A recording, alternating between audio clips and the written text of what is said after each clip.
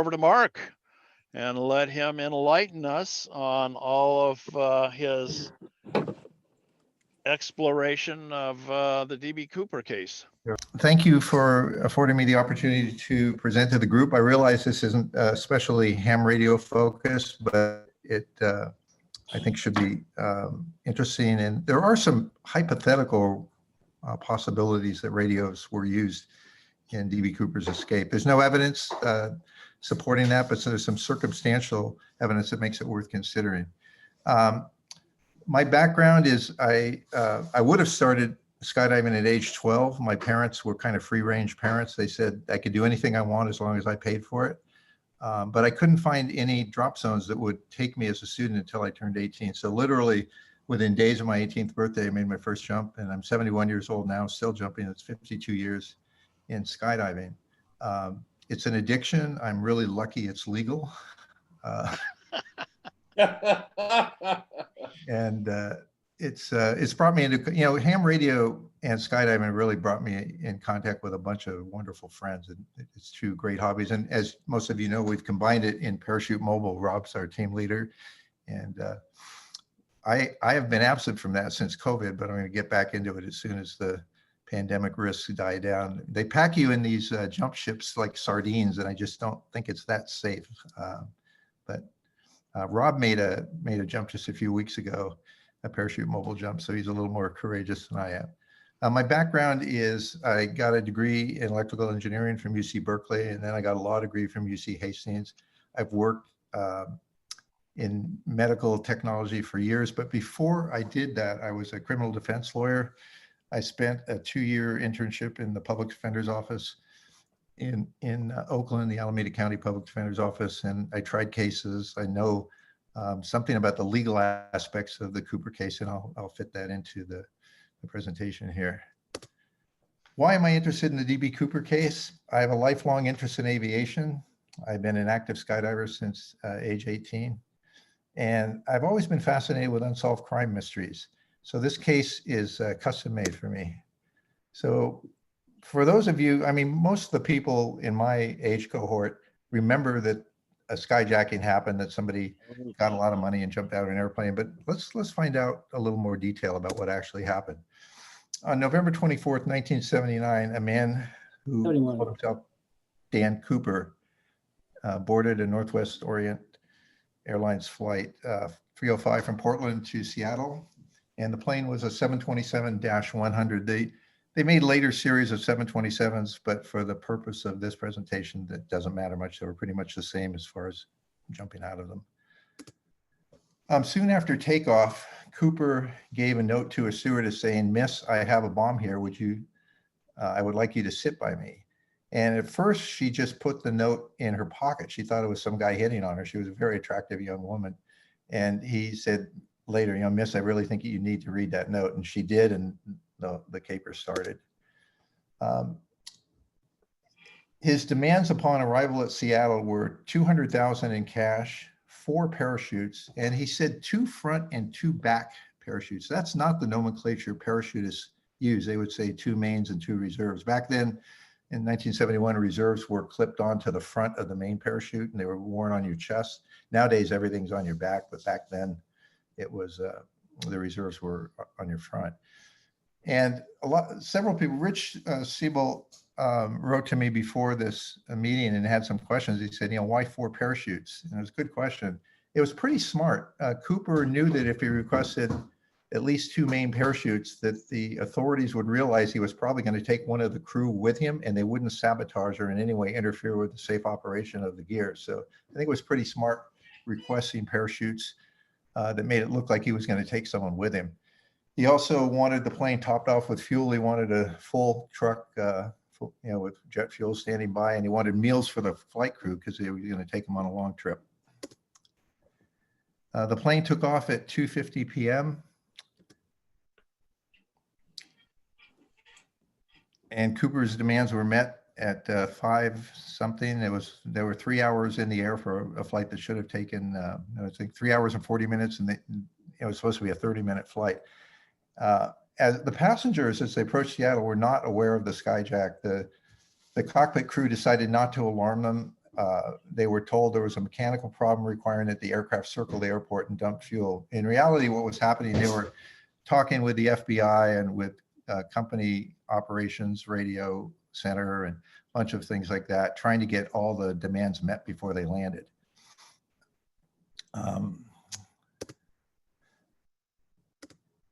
Once on the ground, Cooper instructed the stewardess to leave and come back with the items that he requested, and only then were the passengers allowed to leave. Then there was a mad scramble to meet Cooper's demands. It's not that easy finding $200,000 in cash that's ready to go. And it makes me wonder, when you find out the backstory on that, it makes me wonder if Cooper knew this. It turned out the FBI had arranged with banks spaced all over the United States to have a large amount of cash available for ransom demands. And I don't know how they compensated him for keeping this, in a I mean, they can't make interest on the cash they're holding like that. They're not lending it out or anything. But anyway, the bank, Seattle First Bank, did have more than $200,000. Cooper should have requested more, but maybe that's all he could jump with. So they got 200,000 in $20 bills. They were non-sequential, and believe it or not, they recorded the serial number of every single bill they gave him, and they weren't sequential. So it was quite a job to do that. They got parachutes from the Issaquah Sport Parachute Center. Surprisingly, what was supplied for the jump were 2 emergency bailout rigs. They weren't skydiving rigs. Skydiving rigs have D-rings on the front to which the reserve parachutes clip.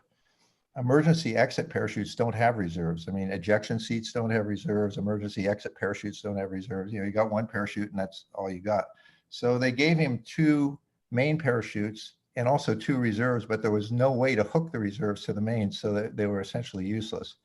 They brought food for the crew, and they brought the refueling truck. They tried to stall for time and said that the refueling truck had a vapor lock and couldn't fuel the plane. And Cooper was getting really angry and threatened, told them they better stop fooling around and get it done, and they did. He then told the crew that the destination would be Mexico. And here's something interesting. And those of you who are pilots, I'm not. I've got about 20 hours of solo flight in ultralights, but that's far from being a licensed pilot. He said, I want you to fly with the landing gear down, flaps at 15 degrees, no higher than 10,000 feet, and fly with the aft stairs down. I want you to take off with them unlocked and down. What's interesting, most people who aren't involved in aviation don't know the difference between a flap, an aileron, a spoiler, so forth. So the fact that he knew that, flaps, what they were and what they did, they slow a plane down, they give it more lift. And interestingly, the 727 has a detent at 15 degrees. It's not one of these things where you just toggle flaps up and down and look at an indicator. It actually has a preset 15 degrees. As one of the presets.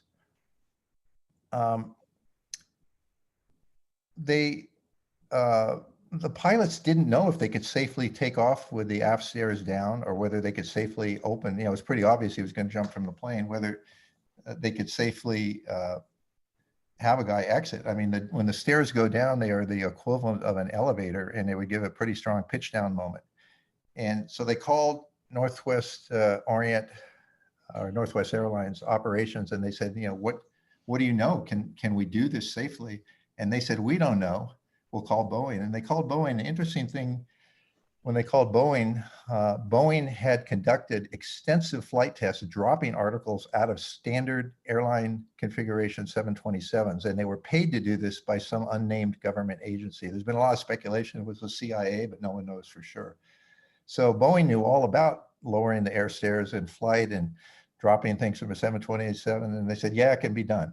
And the pilots refused to take off with the stairs down because they were worried to get a tail strike on the stairs when they rotated. And Cooper said, that's okay, I'll open it in the air. So the plane took off at 7:39 p.m. All the crew, all the flight attendants were told to go to the cockpit with the flight crew. And they started heading towards what turned out to be Reno. They told Cooper, in this configuration at this altitude, there's no way we can make Mexico. I mean, we're going to have to refuel several times en route. And he said, okay. So at 7:42 p.m., very soon after the takeoff, they took off at 7:39, the aft stairs were deployed. And then at 8:13, which is quite a long time after takeoff, the crew felt a pressure and pitch. They called it a bump. It was kind of an oscillation. And they correctly assumed that that was an artifact of Cooper's exiting the airplane. Over the radio, the captain called air traffic control and said, "Mark your screen." So I think he just left us. So they had a pretty good idea where the exit was. And the exit, according to the most plausible flight plans, flight path calculations and radar tracks, was over Ariel, Washington. The weather, it was nighttime, it was raining, there were multiple cloud layers. The temperature is really hard to get consistent readings on. There were some reports that said it was 19.4 degrees at 10,000 feet and warmer on the ground. He was only wearing a business suit, raincoat, and dress shoes. So that was not a proper attire for a wilderness jump at night in freezing weather. So Cooper exited and the plane landed in Reno. They thought that he might have been hiding aboard the airplane and would jump out of the rear stairs as the plane, just after it touched down and was down to a jumpable speed, jump onto the ground, not with a parachute. So they were waiting for that, but clearly that isn't what happened.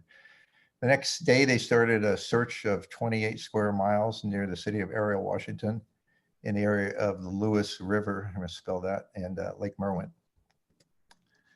What Cooper left behind on the plane was quite a bit. It turned out to be useful. He drank several shots of bourbon, which is certainly not what I would do on a night jump in winter over unknown terrain. He smoked a lot of Raleigh cigarettes. They processed the bourbon glass and they couldn't find any usable fingerprints.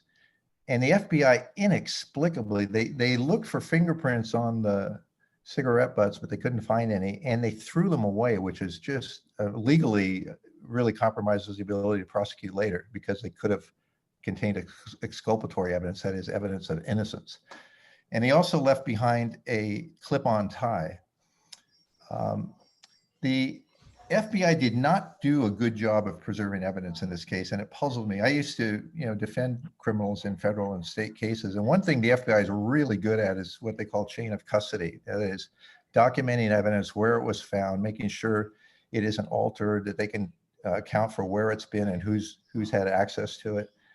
And the fact that they threw the cigarette butts away, which could have contained useful DNA samples, is puzzling. Now, back then, DNA was not anywhere near as refined a forensic science as it is now, but still, the failure to maintain evidence in a case makes it very hard to prosecute later, because the defense attorney will say, that stuff you threw away, that would have proved my client was innocent.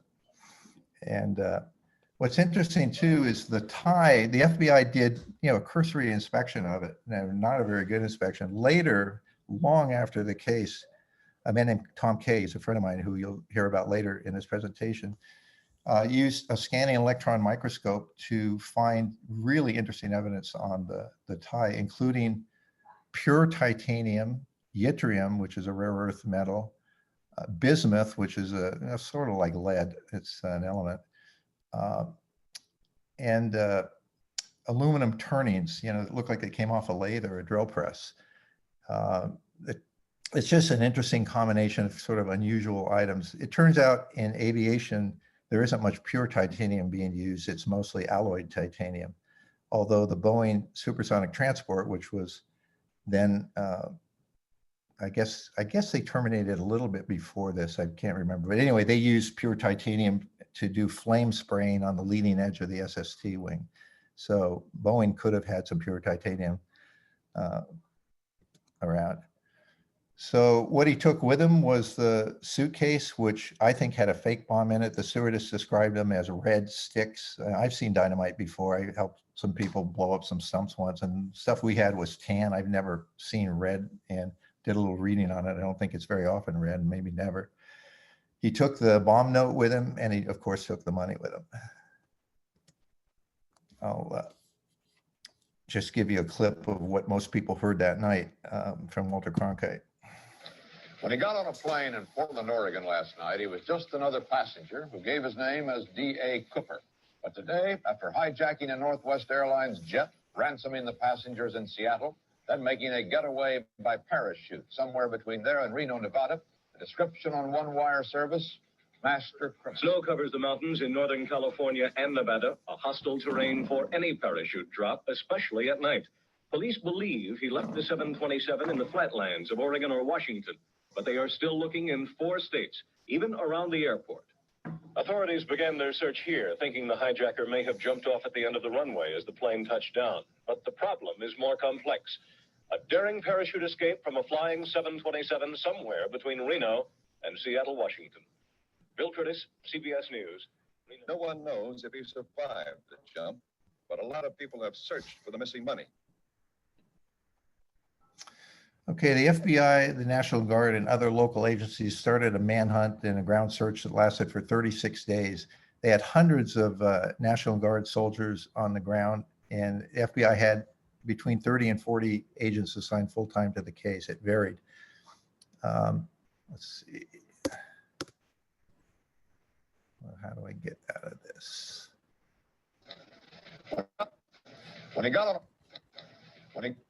Okay, hang on a sec. I'm not that good on PowerPoint.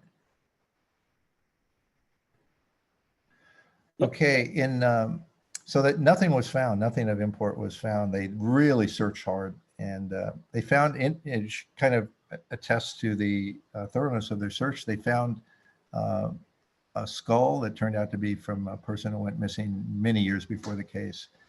And they found other human bones, but none could be linked to Cooper. And then in 1978, this is 7 years after the skyjacking, a hunter found this placard, which is unique to the 727 and is only could only come off an airplane if the stairs were open in flight.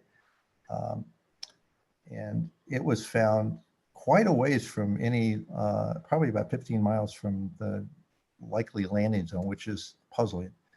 The placard was located inside the plane near the aft stairs and wasn't meant to withstand the airstream winds during flight and peeled off. Then one of the most important developments in the case, in 1980, an 8-year-old boy, Brian Ingram, was with his family on Tina Bar, which is a sandbar on the Columbia River, and he was preparing a site for a campfire, and he found just under the surface of the sand currency in very bad condition.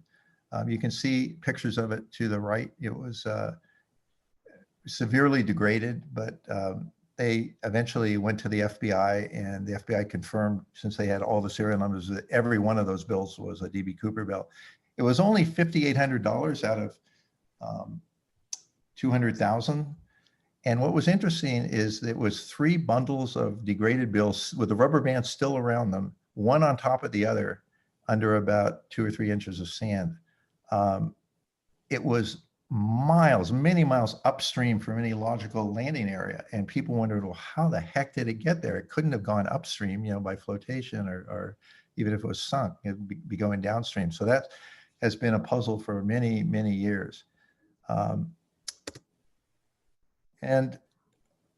This is my friend, Tom Kay. He's the guy with the electron microscope in his garage, a scanning electron microscope. And I told Tom, I had purchased at a charity auction one of the D.B. Cooper $20 bills. It's just sort of a memento in the case. And I told Tom, I'm willing to sacrifice some of this bill in the name of science. You think we could look at it and maybe find some evidence of when these were submerged or if they were submerged? And he said, well, let's give it a try. And I'll show you some news clip on this. Tom and I co-authored, he's first author, and believe me, he did most of the work. It's the only scientific journal article I've ever had. It was in a pretty low grade but peer-reviewed science journal. And what we did is examine the bills for diatoms. That's a kind of algae growth. It's very seasonal in the Columbia River, really seasonal. I mean, there's very distinct blooms, and you don't find summer diatoms in the winter and vice versa. So I'll play this video and you can see a little bit about it. Tom Kay is a member of a scientific team, the only civilians granted access to Cooper evidence by the FBI 12 years ago. That evidence includes perhaps the most significant clue, the portion of ransom money a family discovered buried in sand while camping along a sandbar, Tina Bar, in the Columbia River in 1980. Techniques today can show us a lot more information than what they did then. Only recently did Kay discover these star-shaped algae called diatoms on the bills. So you found This is my bill, diatoms by the way. embedded within these stacks of bills. When we looked at the Cooper money under an electron microscope, which gives us very high magnification, we identified dozens of these diatoms. Here's the important thing. This type of algae is seasonal. The diatoms that we found are spring species. They bloom in the spring. They do not bloom in November when Cooper jumped. That's key, because it means the ransom money entered the water months after Cooper jumped. We are now able, for the first time, to really use this new piece of evidence and eliminate a bunch of theories. For instance, Kay says it scuttles the FBI's original theory in the 1980s that the ransom money flowed from rivers in the suspected drop zone near Lake Merwin down through the Washougal River to the Columbia, the so-called Washougal washdown theory. And the money was not floating in the water for a year. Otherwise, we would have seen diatoms from the full range of the year. We only saw them from the springtime bloom. So this puts a very narrow range on when the money got wet and was subsequently buried on Tina Bar. Kay's finding is being published in the journal Scientific Reports, marking the first time Cooper I evidence see my has name been right peer-reviewed there. and published. It's been through peer review of 2 scientists that are in the field looking at diatoms and water dynamics. Kay admits it raises all kinds of new, unanswered questions about how some of the ransom money got in the Columbia River months after the jump. Tom Kay is a member of a Hang on, scientific... guys. Let's see. Okay. Tom Kay's work, and believe me, he did most of the work on this. I'm on the article, but I probably did 5% of the work and he did 95%. Raises some really interesting questions. First of all, the money is way upstream from where any logical area where you could put Cooper as landing. And the submersion of this took place many months after the jump, which is puzzling. The bills are stacked, which pretty much eliminates the chances that they were deposited there by a dredge. You know, they would have to go through a huge centrifugal pump, and there's no way they would end up stacked perfectly on top of each other when they were deposited on a sandbar. So how the money got to Tina Bar and why it was submerged much later than Cooper's jump is just puzzling. I thought I had a perfect answer, and that was that Brian Ingram, the kid who found it, his dad was a little bit shady, had a little bit of criminal history, nothing heavy, but you know, he did drugs and had a typical kind of druggy profile, you know, minor thefts and drug charges and so forth.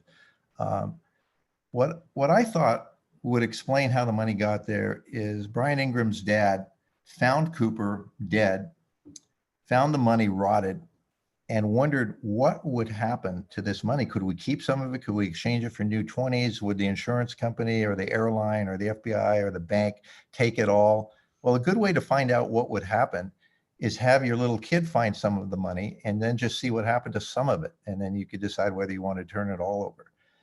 The thing that blew that nice little theory out of the water was I went through a bunch of FBI evidence. They released a lot of it under the Freedom of Information Act. And it turned out they had dug up the area around the money find, and they found a field of currency shards distributed vertically and horizontally for quite a distance. So there's no way you could create that from a deliberate plant a few inches under the surface. So it got there by some means other than, you know, the father taking it there for his kid to find one night. So there's some questions that come here. Did Cooper survive the jump? Initially, the FBI said that jump was not survivable. Well, that's not true at all.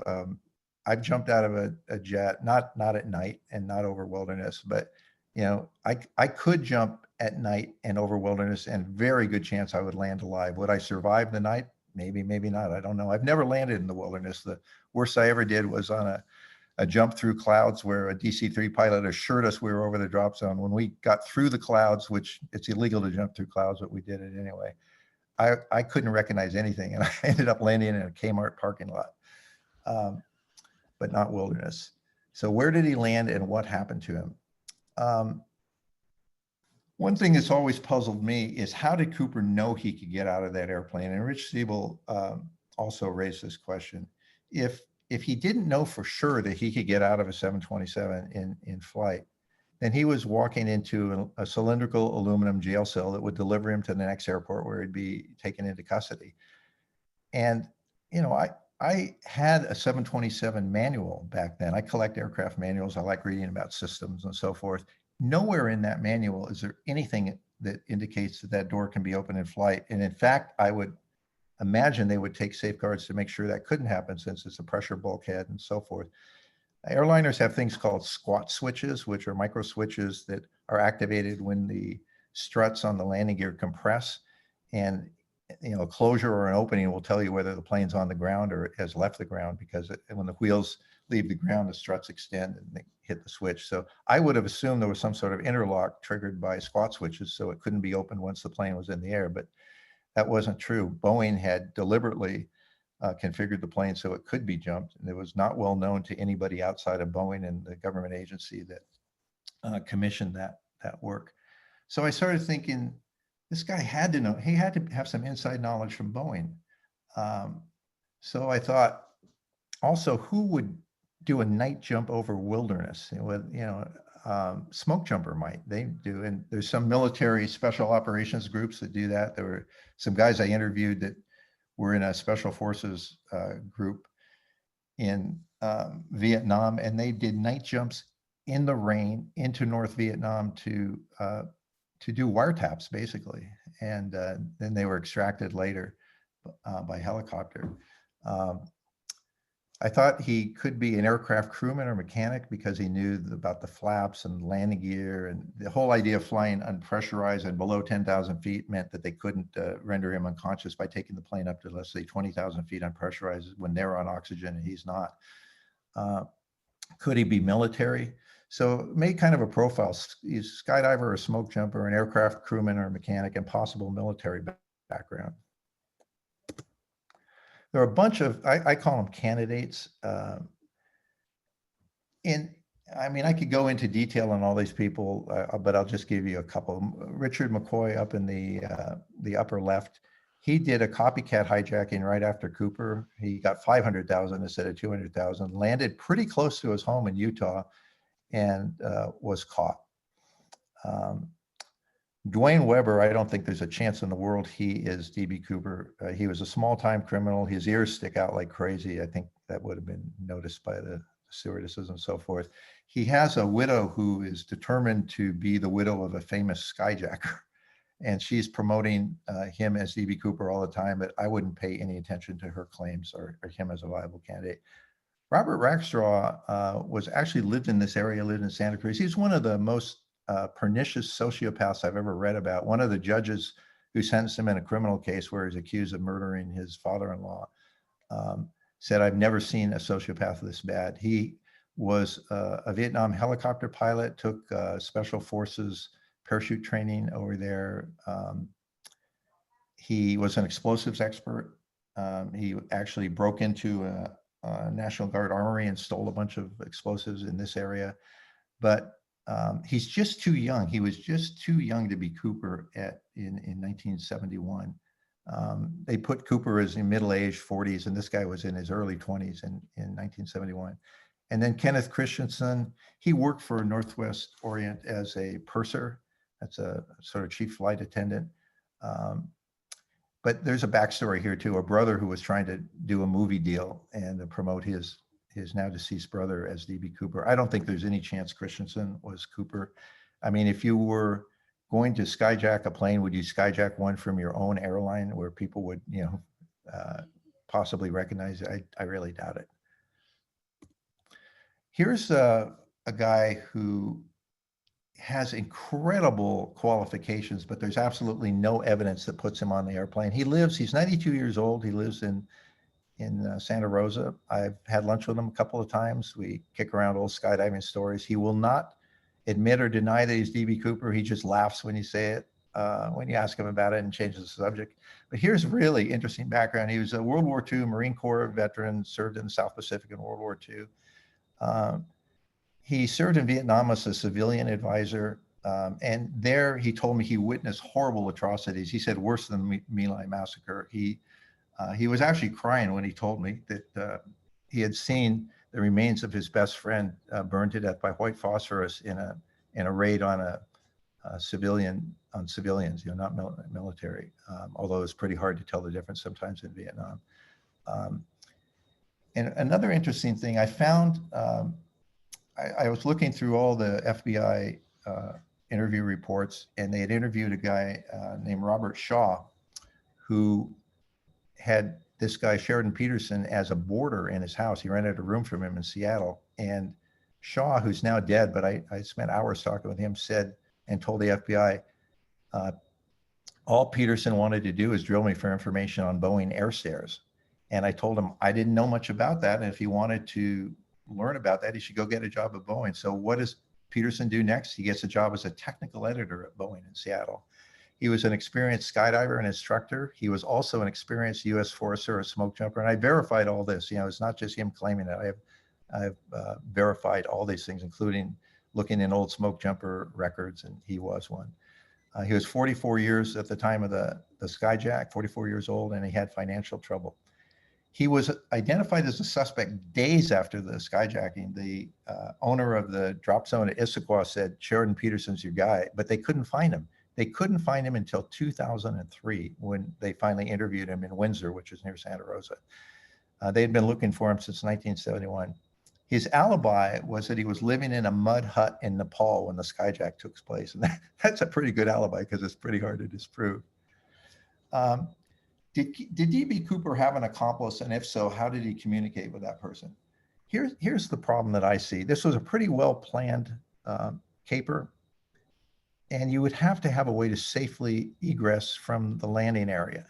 The news spread really fast about the skyjack, and if somebody out in the Washington countryside saw a guy with a briefcase and a business suit out in a rural area, soaking wet, it'd be pretty obvious it was D.B. Cooper. So how did he get out of the area if he did? I mean, he could be, dead somewhere, but I kind of doubt that he is. I mean, they found so many artifacts, including a placard. The parachute gear is much bigger. It has cadmium plated metal parts. It would be around for a long time, and none has ever been found. So if D.B. Cooper had an accomplice, how did he communicate with that person? Well, what you could do back in 1971, Lafayette and other companies like that, some of you will remember those companies, had 1 to 5 watt CB walkie-talkies, and they varied from about $30 to $80. And if you put an accomplice on a high peak in the area, you could probably get about, line of sight, 15 miles, 20 miles, something like that. And you could communicate with a person on the ground if they climbed up a little bit, they had line of sight, and you could talk to each other and maybe start comparing the bearings on landmarks and eventually rendezvous and then take the guy out. There's no proof that happened, but if Cooper survived the jump, how in the world did he get out without somebody seeing him and reporting him to the FBI? It would be a super long walk, and he didn't have any other clothes, and he had the money with him, I think. So anyway, it raises the possibility, of course, me being a radio nut, I want Cooper to have used a radio, but I think when you look at how difficult it would be to get out of the area safely without an accomplice, it's a possibility worth considering. Final thoughts. Should the D.B. Cooper case remain closed or be reopened? I actually think as a taxpayer, it should be closed. They've worked on it for years and years and years and got nowhere. And it was just time to stop spending money. Well, a lot of people don't realize the FBI's job is not to solve crime mysteries. It's to gather enough evidence for a successful prosecution. And I think some of the agents, in fact, one of them who I talked to was absolutely certain Sheridan Peterson was D.B. Cooper, but she said and she was one of the agents who interviewed him in 2003. She said, I think it was him, but there's not even close to enough evidence to successfully prosecute him. So I think it should only be reopened if really probative evidence is found, and that's going to be found by nuts like me and some of the other Cooperites, as we call ourselves. Does his legendary feat make him a hero or a villain? for some reason, he's become a folk hero and kind of compared to Robin Hood. He didn't give money to anybody, not to any poor people or anything like that. And he threatened to blow people up. But I think it was a credible threat. I think they were scared to death that he would jump out of the airplane. And the next thing that would happen is the bomb would trigger and destroy all the evidence, all the witnesses. But he didn't do that. So I think of him, even though I'm defense oriented and everybody's innocent till they're proven guilty and so forth. I look at him more as a villain. I mean, that was a pretty, it was money motivated. He threatened to kill people. I don't see him as a hero, although a lot of people do. It's funny, when I went to I've been in a couple of History Channel presentations, and I was an invited speaker at a big symposium in Portland years ago, put on by a publisher of a D.B. Cooper book. The reason they call me is because I've jumped from a jet and I can talk about that. The other reason is I don't charge for my appearances. That's probably the main reason. I see him as more of a villain. And what is it about unsolved crime mysteries that captures people's attention? I don't know, but I mean, Netflix and a bunch of, Amazon Prime, they have a bunch of these programs about unsolved crime mysteries. There's something about that captures and holds people's attention. And finally, will the case ever be solved? I actually think it will be solved. I think Cooper is either dead now from old age or illness, or is in his final days. Sometime, and this is one reason it's important to keep having these D.B. Cooper specials on TV and so forth, someone will be looking over materials left by a deceased person, and maybe they'll find a couple of crisp $20 bills he saved as a memento, or they'll find some parachute gear, or they'll just find something that links the deceased person to the case. And I think that's probably how it'll be solved. I think the time for finding Cooper alive is probably gone. If it's Sheridan Peterson, he's 92 and he's got all sorts of medical problems, so he won't be around too long. Do I think it's Sheridan Peterson? I really don't know. One thing that makes me think it isn't him is he has absolutely no prior criminal record. I mean, zero. And when I was working defending criminals, people who pulled big crimes like this always had a bunch of small ones before. Nobody ever went head first, their first crime, a really big one. It just didn't happen that way. So the absence of a criminal record makes me think that it probably isn't him, but who knows? He had a huge grudge against the United States government. And the stewardess asked him, "Why are you doing this? Do you have a grudge against the airline?" He said, "I don't have a grudge against your airline, but I have a big grudge." He was just livid over the phosphorus bombings that he witnessed in Vietnam. And he could have viewed this as some way to finance some operation that would, I don't know, get even with the US government or something. I'm not quite sure. I can't connect all the dots, but even today, I mean, he was literally in tears when he was recounting what he saw there. And he said that the cover-ups were just sickening, and something needed to be done about them. So that's about all I have here. I'd be happy to take questions. Let me stop sharing so I can see all of you. Okay, and I'm ready for questions. Quick question, Mark. Hi, Andy. Was a bomb found on the plane after it landed?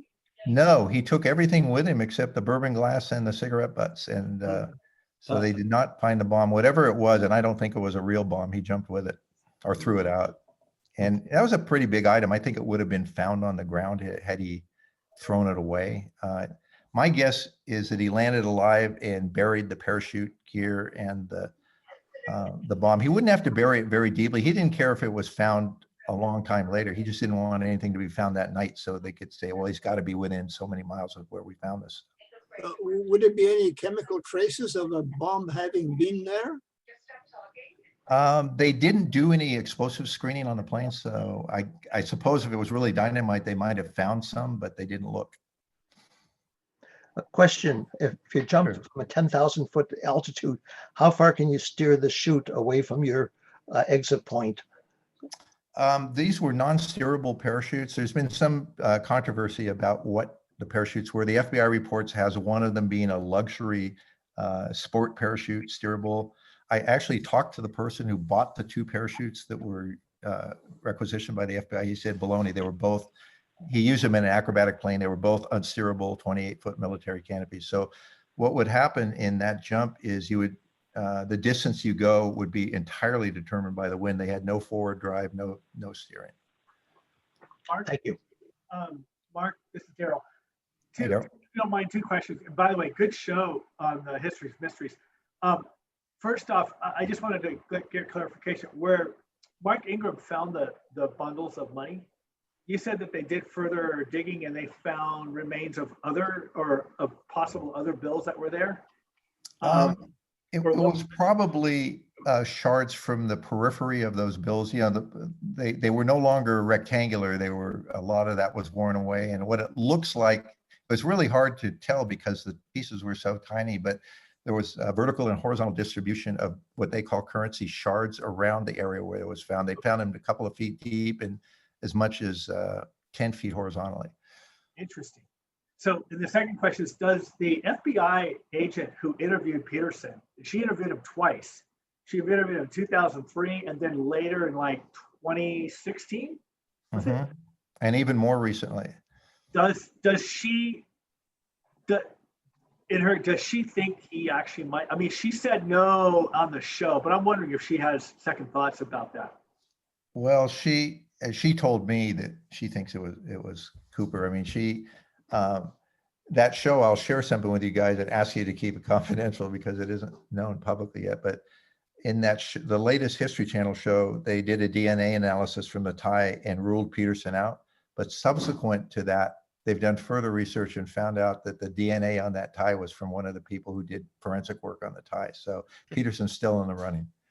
Oh, I've got a question for you, Mark. yeah, wow. When he got on the airplane, I assume he didn't attract any attention. What did they rule out the idea that he may have brought on some carry-on and had some weather gear and stuff? You mentioned that he went out in a business suit. Could he have taken some gear on the plane and put it in the overhead? Because all the crew and stuff, I guess when he left, they were in the cockpit, right? Yes, and no one actually saw him exit the plane. That's a very good question, and the answer is it's possible. The only attention he gathered on the plane was from a jealous college kid who couldn't understand why a attractive young stewardess was spending so much time with this old guy. Hey, Mark. Yes. Yeah, I have some experience in flying and imagining that airplane, a 727 with the flaps dropped and now a air stair door dropped. So now effectively you have 3 flaps. There are horizontal vortices coming off those surfaces. Essentially, imagine horizontal tornadoes. As a pilot, I've gotten too close to a 747 once and didn't quite got turned upside down, but it came pretty close. So I'm wondering, has anyone ever considered the fact that he fell, as he jumped, he fell into one of those vortices and just got twisted all about and then landed very hard. I guess they call it a bounce, I guess. And then after that, nature took its course, but the money could have been easily torn up. But you can imagine I don't know what that speed, but I assume the aircraft had to be going at least 150 to maybe 160, 70 miles an hour. You got that exactly. Perfect. Yeah. And I think that would indeed create those vortices. And I don't know, I wouldn't want to be jumping in a parachute with those being generated. Again, 3 surfaces doing that. Well, I've got over 1,000 jumps, and I'm well aware of how vicious those horizontal tornadoes are. I've never encountered one. You drop down so fast. If you were in one of them, you'd be out of it in a second. Yeah. And they do fall. Essentially. Yeah. And one interesting thing that would interest you and others who are pilots, when I made my jump from the DC-9, there were flights that took off before the one that I made. It was an expensive jump. It was $100, which was a lot of money in 2006 when I did it, but it was worth it. Anyway, the amazing thing that some of these other jumpers did is they would exit, they would turn around and face in the direction of the DC-9 they just exited. They would arch their bodies over to form a crude airfoil, and they would climb above the aircraft that they just exited. Wow. And I didn't believe it till I saw one guy had a camera and he showed it. He was actually falling far behind the plane, but he was looking down on it. And so I don't think Cooper did anything like that. What I think he did is that he went to the bottom of the stairs, face forward, pulled the ripcord, and let the pilot chute pull him off the stairs. It's too risky to do a free fall at night when you've got no nothing to get an azimuth reference on. You can, by arching your body, prevent any significant roll or pitch variations, but you have no way of knowing you're turning if it's pitch dark and there's no, you just don't know. And people think they can feel it, but they're wrong. So I think that's how he probably exited. And one interesting thing is he might also have been a party or known about some tests that Air America, which was a CIA offshoot, did over Korat, Thailand during the Vietnam War. They actually static line parachute jumpers out of a 727. Nobody knows what they were preparing for, and there's no evidence it was ever used in operations in Vietnam. But there's actual video of people jumping out of a 727 over Thailand during the Vietnam War. And what was interesting, I thought it would be extremely violent opening because they were going about 170 knots. And it wasn't. What happened is the parachute it looked like a squid. It formed a partially inflated body, like the body of a squid. And then the partially, the deployed shroud lines, the suspension lines formed the tentacles, and it opened really slowly, which surprised me and everybody else who looked at him. So if Cooper knew that, he would have no fear of pulling right off the stairs. Hey, Mark, this is Dan. I got a question for you. Leanne and I both know it from a mutual friend. A bunch of people did at San Francisco airport, they did a simulated terrorist attack, where they had people, come on a plane, things like that. And they had the law enforcement to look for people, but our mutual friend actually hid on the airplane and nobody found it. I'm talking about Bush, Leanne. That he knew the plane so well that he was able to hide, and all these law enforcement who were going under, in between, on top, or they could not find him. I was wondering if DB Cooper might have done something like that. It's just a speculation. I know it's a far-reach one, but I just thought I'd ask. No, it's a good question, and people have looked into it pretty extensively. There is an area that has some soft, almost like curtains. They're very flexible plastic things on either side of the stair, and there is room behind there. But the FBI brought search dogs onto the plane, and it's everybody who was involved in that said if there was a person hiding on that plane, these German Shepherds would have found them. So I don't know. I guess it's possible, but unlikely. Mark, did they ever find any money that he stole in circulation? No, that's really interesting, Frank.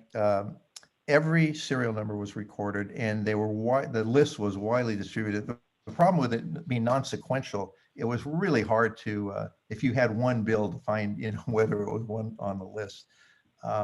But not a single bill was ever found in circulation, not one. Now, some people say what he did is he went overseas, and the money spent overseas, nobody was looking for it. And, Peterson was spending most of his time in Asia and Nepal and Vietnam and so forth during that time. But like I said, there's no evidence he did anything. But it is curious that not even one bill was found. And there were magazines and so forth offering really big rewards for one uncirculated bill and one that wasn't destroyed, and none was ever turned up. A couple of questions. Sri had a question for you. Yeah, thanks. Yeah. One relating to the bump that was felt from the airplane. One person or something of that size jumping out, would there be enough of a bump that the pilots flying would be able to feel it? Or was that what was reported? I was skeptical about that too, Sri, but then when I did my own jet jump, I don't know what the phenomenon is. I'm sure an aeronautical engineer, I'm a double E, not an aero E, could explain it. But I could, with my eyes closed, count every single jumper that went out before me. It was an unpressurized plane. They were flying with the door open. And every person who exited, there was this thunk. You just feel it. It was like a bass note from a speaker or something, just sort of hit you in the stomach. Every time a person went through that orifice, which was the rear, some kind of pressure event happened, and it was very distinct, and it was one per person. Oh, but this is what you felt within the. You might have felt it in your ear or in your. You felt it through the air of the cabin, or was it a bump of the aircraft frame itself? It was an air bump inside. It was the cabin atmosphere. I didn't feel any. They had actually removed the stairs so they could get 85 jumpers out really fast. So we wouldn't get the same aerodynamics. You know, the stairs, when you go to the bottom, extend quite a bit. So when a person would leave those stairs, they would bounce back up and you'd get a little bit of pitch change and possibly a little bit of pressure change. But anyway, I think the crew accurately attributed that bump to an exit. Yeah, and did, they didn't have cabin doors at the time. I mean, could the crew have felt a cabin pressure bump? Was that a possibility? Or what did they report? Did they report their gut feeling as in felt in their gut, or did they report what they felt on the aircraft, on the frame? They not only felt it. There's a cabin pressure. It's basically a differential gauge. It's rate of climb for the cabin. And they saw a big bump on that. Now that accentuates differences, but they saw that needle went crazy when the bump happened. So there was. Oh, that is very interesting. Yeah, some pressure event. Okay, and then second smaller question. Of course, you mentioned with the banks, why would they would they not be losing interest? But banks have to hold some amount of cash on hand unless there is a run on the bank, right? They have to hold some. So maybe they just counted the serial numbers on them and held them anyway. So it might have served the purpose. Just a thought. Hey, Sheree, Could be. And I was also told that casinos never check money, because they get a lot of hot money. So yeah, could have gone to a casino. Sheree, can you back away from your microphone? You're a bit loud. We want to hear your word clearly, but you're a bit loud. Oh, sorry. Okay. Yeah. Then last question. The notes were all obviously non-sequential. However, was the sequence of the non-sequential numbers in each bundle, was that recorded? Because I'm wondering if the bundle that was found buried, if it had the same sequence as when it was given to him in the back. There's a lot of controversy about that. The one I think makes the most sense is that it was undisturbed. That was the way that they got it from the bank. The bundle had never been opened. Mm-hmm.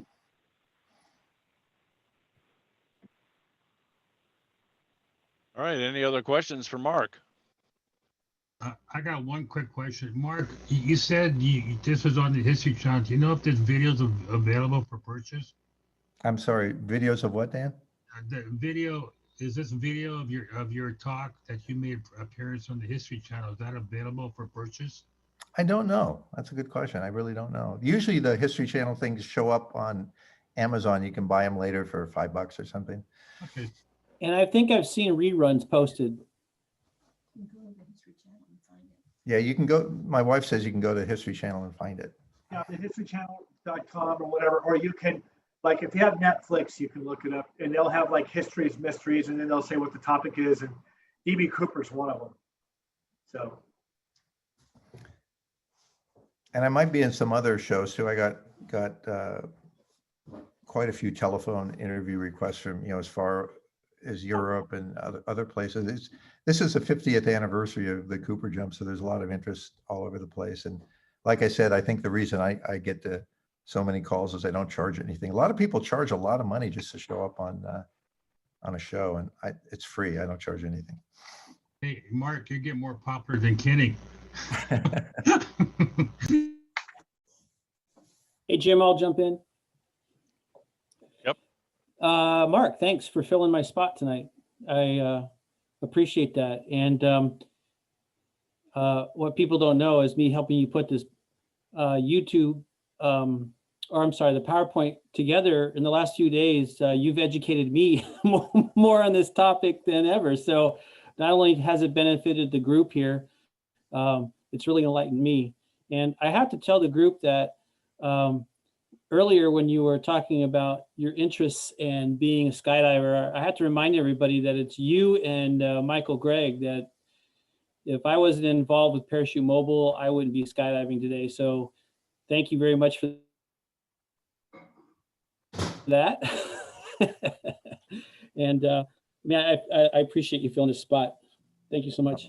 Thanks, Rob. Rob, as probably is obvious from my lack of dexterity on PowerPoint, Rob put the PowerPoint presentation together. Also, Rob has really been a fantastic leader of Parachute Mobile. He herds cats and gets us all out there early in the morning and gets us jumping. He's really just been a great friend and a great co-jumper, and looking forward to. I'm 71, but I'd like to keep jumping until I'm at least 80, Rob. So hang in there. All right. And I'll remind all the club members too that thank you for your patience on kind of a ham radio off topic, but we'll get back to geeky stuff at least for the next 6 months. I've got them all lined up. So be patient, and we'll have another speaker next month for you. Well, this was an excellent presentation, Mark. Mark, you did a good job. Rob, suggestion. Mark did a good job. If we have speakers like, 1 or twice a year, like speakers like Mark, I think that'd be perfect. So something to think about. You got it, buddy. Thank you, Dan. Mark, this was excellent. This was really good. Thank you. Yeah, great talk. And no worries about the off topic. That was great. Thanks, everyone.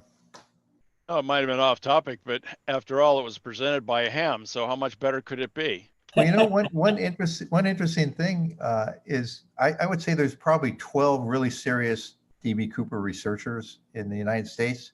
4 of them are hams, and which is just a really odd percentage. I mean, it's much higher than you would expect from a random sample of people. So I can't explain it, but it's there. Mark, drop in anytime. All right. Thank you, Mark. All right, thank you. Let's give Mark a hand. Thank you. Yay, Mark.